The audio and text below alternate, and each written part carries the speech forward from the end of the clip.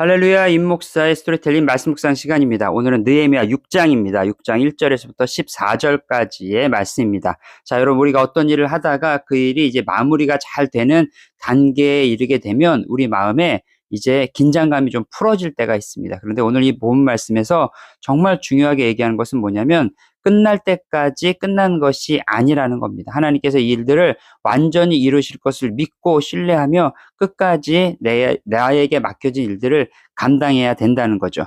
자, 이제 성이 다 완성이 되고 성벽이 다 완성이 되고 이제 성문만 달면 모든 것이 다 끝나는 성벽 공사, 이 놀라운 일들이 완성될 때까지 얼마 남지 않은 상황이 되었습니다. 자, 산발락과 도비아와 아라비아 사람 겟셈과 그 나머지 우리의 원수들이 성벽을 건축하는 걸 이제 마지막으로 막고자 해서 제안을 하는데 만나겠다고 하는 겁니다. 같이 만나서 우리가 이 일을 갖다가 좀 얘기를 해보자, 화해를 해보자라는 제스처를 처하는 거죠. 우리가 영화나 드라마 같은 데 보면 이런 것들 있잖아요. 갑자기 이렇게 뭐 좋은 화해 모드처럼 불러냈다가 사람을 죽이거나 나쁜 일을 꾀하는 것들, 이렇게 4번이나 반복해서 일들을 하게 됩니다. 여기에 느헤미야는 단칼에 거절을 하고 나가지 않습니다. 끝까지 자기의 위치를 지키고 뭐라고 얘기하냐면 이 일은 내가 완성해야 된다. 이게 지금 중요한 일을 내가 맡고 있으니까 가지 못한다라고 얘기하면서 이 일을 버텨냅니다. 자, 그랬더니 이제는 어떻게 하냐면 거짓 비방을 하는 거죠.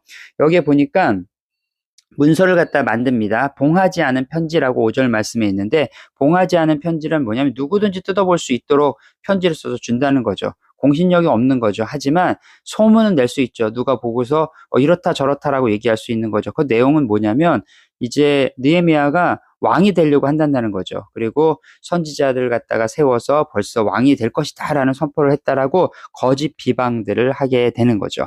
자, 여러분, 많은 사람들이 하나님의 뜻 가운데 우리가 어떤 일을 할 때 모두 다 그것을 환영하는 건 아닙니다. 거짓 비방이나 또 일들을 방해하는 세력들이 반드시 있다는 걸 잊지 말아야 합니다. 이러한 상황 가운데 느헤미야는 어떻게 합니까? 기도하며 이 일들을 갖다가 막아냅니다. 자, 뭐라고 얘기하느냐?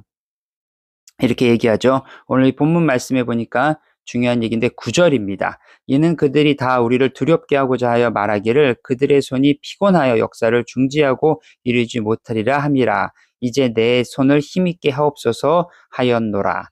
많은 방해가 있고 그런 상황에서도 이제는 거의 다 이 사역들이 끝나야 되는 상황까지 갔음에도 불구하고, 그럼에도 불구하고 또 일들이 어려움에 처했을 때 느헤미야는 어떻게 했습니까? 내 손을 힘있게 하옵소서. 어떤 손일까요? 기도의 손입니다. 기도의 손. 내가 끝까지 일들을 할 수 있도록, 기도할 수 있도록 내 손을 굳세게 하시고, 또 내가 맡은 일들을 잘 이끌어서 마무리할 수 있도록 내 손을 힘있게 하옵소서라고 얘기를 했다는 거죠.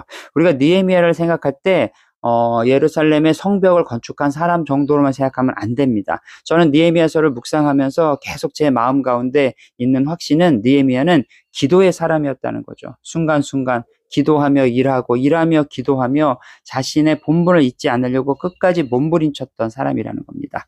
자, 이제 대적들이 그럼 물러났을까요? 그렇지 않습니다. 사탄 마귀는 언제든 끝까지 물고 늘어나는 게 사탄 마귀의 습성입니다. 그래서 이제는 어떻게 하냐?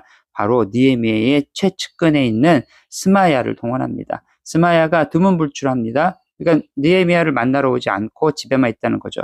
대부분 선지자들이 이런 일을 할 때는 하나님의 음성을 듣거나 하나님의 뜻 가운데 기도할 때는 두문불출하는 일들이 있었습니다. 그랬더니 느헤미야가 방문을 합니다. 그때 뭐라고 얘기하냐면 하나님께서 이렇게 말씀하셨다라고 얘기하면서 너는 지금 성전에 가서 숨어라. 안 그러면 목숨이 위험할 수도 있다라고 얘기를 한 거죠.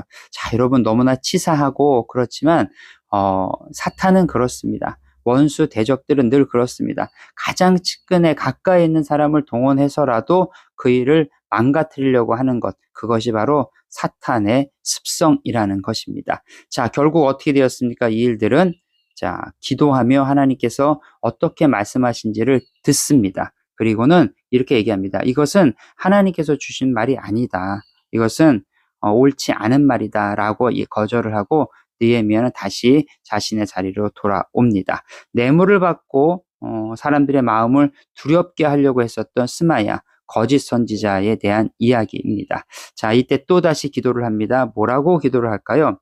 14절에 내 하나님이여 도비야와 산발락과 여선지자 도야다와 그 남은 선지자들 곧 나를 두렵게 보고자 한 자들의 소행을 기억하옵소서 하였더라. 자, 매 장마다 마지막 절에는 느헤미야의 기도가 있습니다. 5장의 마지막 절은 이렇게 써 있습니다. 내 하나님이여 내가 이 백성을 위하여 행한 모든 것을 기억하사 내게 은혜를 베풀어 주옵소서. 그리고 또 그 전에 있었던 말씀에도 똑같은 또 기도가 나옵니다.